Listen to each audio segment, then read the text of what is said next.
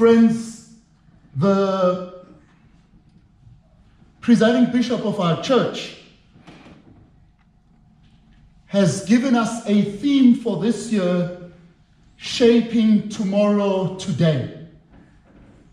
And the circuit staff, the ministers, in looking at how best do we reflect on that theme this Easter, have given us a theme shaped by the wounded healer. Shaped by the wounded healer. So, if we want to shape tomorrow, if we want to be serious about the things that are to come, why on earth would anybody go and read a passage about slavery? If we are convinced that slavery was an inhumane institution, how then do we begin to take the author of 1 Peter seriously when he writes to the Christian slaves and apply those instructions to ourselves? How do we understand an author who says to the slaves, respect your masters even if they treat you harshly? How does this word to the slaves speak to us?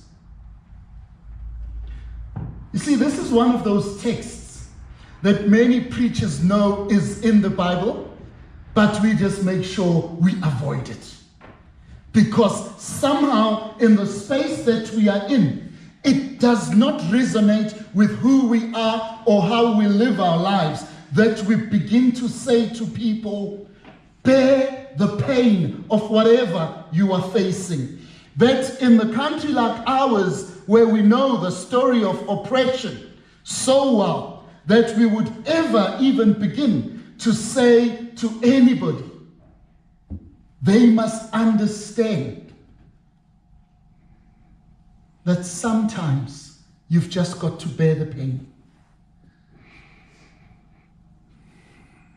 But that's not the kind of oppression I want to speak about. That's not the kind of pain that I want to focus on. We live in a slightly different world. We are now more civilized. When you upset me, I won't bash your head. But when you upset me, I will take to Twitter. I will take to Facebook. I will speak to my neighbors or anybody who has an ear to listen, and I will speak ill of you. I will make sure I expose all the dirt about you to the whole world so that people see you are not as nice as you make yourself out to be. In a world we live in, we live with revenge on our tongues. In a world we live in, we live with hatred, and we act it out in the things we say to and about other people. We call people names. Maybe, just maybe, those things have been directed towards us. And just maybe we are the people who need to hear the words that Peter writes. You see, Peter writes to the exiled people. He writes to the aliens of the land. We, as Christian people, are the exiled people. The gospel writers say we are in this world, but we are not of this world. We belong elsewhere. We are the aliens to the general behavior of the community. So we respond to issues differently. We don't respond in the way of the Old Testament that says an eye for an eye. These days we say if we did that, the world would be blind. Jesus calls us to responding differently. Now, to this type of people that we are, to this type of world that we find ourselves in, with all the struggles and the fighting and the commotion that goes on, why is it that First Peter, in his writing about this wounded healer, says to us, what is it that what happens to Christ speaks to us as a people? We are called, first and foremost, friends, to recognize what I'm saying. We are not of this world. Therefore, our responses to situations should not be the general responses. When people speak harshly to you, before you respond, breathe in a little. If you are as quick on the tongue as myself, find something humorous first to try and laugh it off.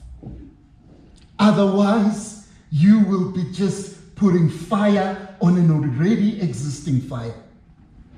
The second thing that Peter speaks to us, we don't need, although we are in this world, we don't need to respond to issues like the world expects us. We don't need to be so culturally accommodating of the things that we find ourselves surrounded by as Christians. We are called to be distinct, and it is that distinction that makes us the people of God. It is when we live out our Christianity that we bear witness to who Jesus is.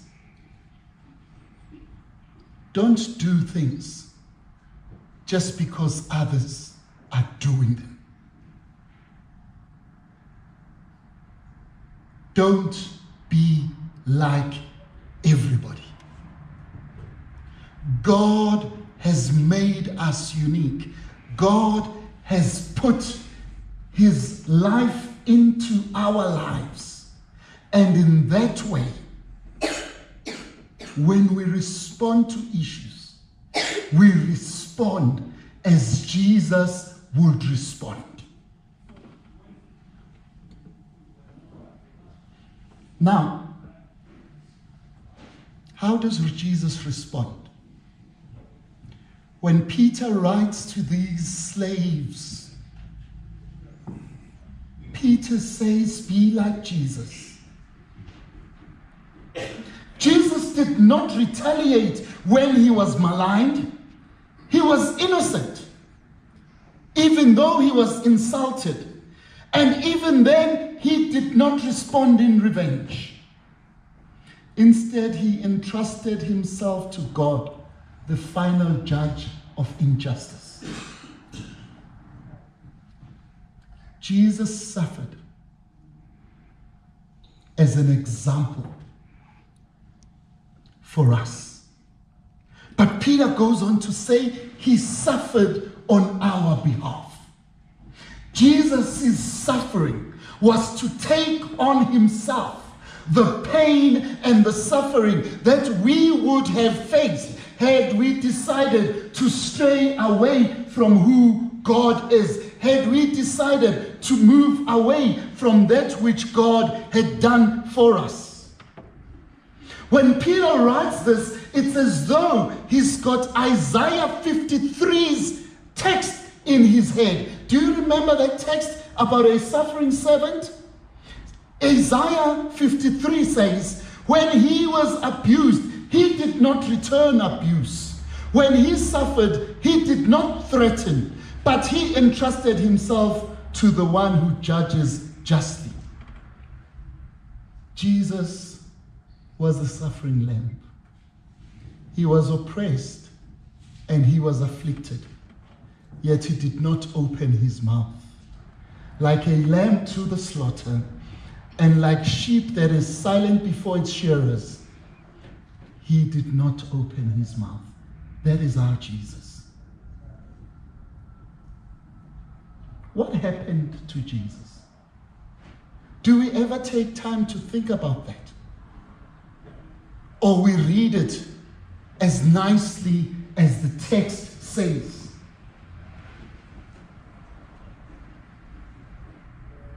John loved Jesus.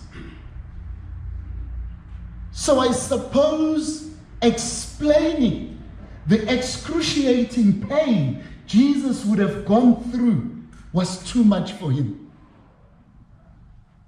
So he says he was scourged. And then he was taken on the mountain, and there he was crucified. Words that tell you, yes, he died badly, but does not explain what actually happened. You see, when Pilate decides, I'm going to try save this Jesus, he decides, let me rather have him scourged so that when the Jews see him, they can recognize, all right, he's got the punishment, he can go. And that kind of beating that Jesus got was the kind of beating that was given to people as a death sentence. And the explainers of the text say to us it was one strike short of what would have been defined as a death sentence. Where the death sentence was 40 whippings, Jesus got 39. And these whippings are not just whippings with a shambok. They made whips that had a number of tentacles on them. Whips that had bones and pieces of metal that were hooked onto them. And Jesus, remember, has not slept. Jesus, remember, has been pushed and shoved about the whole night long. From one house to the next. And at this time, he's tired, exhausted, dehydrated. And Pilate orders a whipping. They take him and they bind him down. And remember, when you're talking of Roman soldiers, you're not talking of just anybody that is out of shape like Sifiso. These were the Brian kind of guys. Those big ones who lifted heavy things. These were the people with biceps and triceps that when they swung the whip, they knew what they were doing. And in my head, I've got a picture of a couple of them competing with one another. You think your strike was bad? Watch what I can do. And all this on somebody who hasn't slept. All this on somebody who had no sin. All this on somebody who was innocent and found innocent. All this just for you and me. When that whipping was done, Pilate drags Jesus before the Jews and says, look at this man. At that time, had they had an ounce of humaneness within them, they would have said, let him go. But because of mob mentality, they say, crucify him, crucify him. And the crucifixion itself was not an easy thing. You carried your own cross. After that beating, they expected him to carry the cross. Not just on a nice street. They took the long route so that they could show everybody in the town, here is this man. And in that town were people whom Jesus had helped. In that town, there was a man who was once blind, but now could see the things happening. In that town, even the lame were able to walk and follow Jesus. In that town, even dead Lazarus was following to see what's happening. When Jesus could not carry that cross anymore, they met another man who was walking in the opposite direction. The encounter with Jesus turns him around to carry the cross for Jesus. Our Jesus sometimes meets us accidentally. And when he does that, our lives change. Simon of Cyrene was never the same after carrying that cross. Right up to the mountain. And on that mountain, they crucified him. It sounds simple, but it wasn't. For an innocent man to die, for an innocent man to die ruthlessly, not for himself, but for us. That's what happens. When they had driven all the nails onto his body and yanked that cross from the ground up. I don't need to explain to you what gravity does. When all you're hanging by is just nails. All that for us. When we say Jesus was wounded, innocent as he was, it was for us. It is he who says elsewhere in the Gospels, when I'm lifted up, I will draw all people to myself. And it sounds just like that, but the reality is, what does it mean when Jesus says, when I'm lifted up, I will draw all people to myself? The church of old used to understand the cross as the battle between God and the devil. They thought at the cross, at the death of Jesus, it was a battle against the devil. And I want to say to you, it was not. The devil had no business there. There was too big a battle for the devil. So don't think Jesus is going on the cross had anything to do with the devil. No. Jesus going on the cross was a battle for justice, was a battle for you and I. It is about love not about tricking the devil.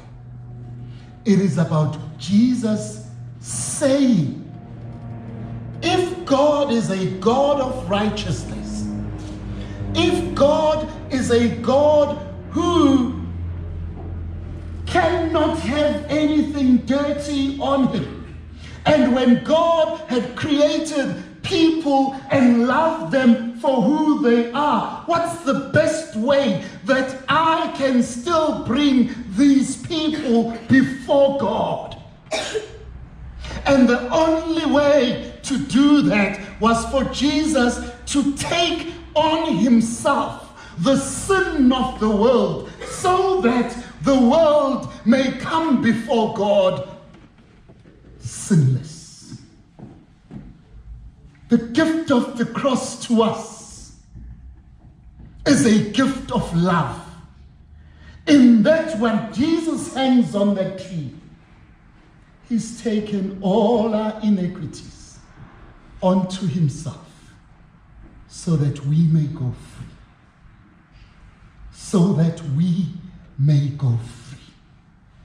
That is why when the Methodist hymnist says, my chains fell off, my heart was free, I rose and went forth and followed him, it is because Jesus has borne it all just for us to be free. The cross is about satisfying justice so that we may go free. The cross is about letting slaves go. The slaves of Peter were freed by who Jesus is. We, my brothers and sisters, are now able to live freely, are now able to live lovingly, because we were first loved. The healer, that is Jesus, gave us his life. Hanging on that cross, he took our sin onto himself. Hanging on that cross, by his stripes, we are free. So that when we celebrate and say we eat the Holy Communion that we eat, it is to remind us, through his body, through his blood, we have been set free. Why have we been set free? To go out into the world and tell the world we have a healer. Wounded as he may appear, but he heals us. Through his wounds, we found life. Through his wounds, we are called to better life. May God help us as we wrestle through this Easter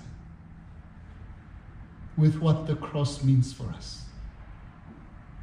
It is indeed not just a pretty, made-up thing that we put around our necks or that we hang around our houses. But as the hymnist says, it was an old, rugged cross that gave us life. Let's go out there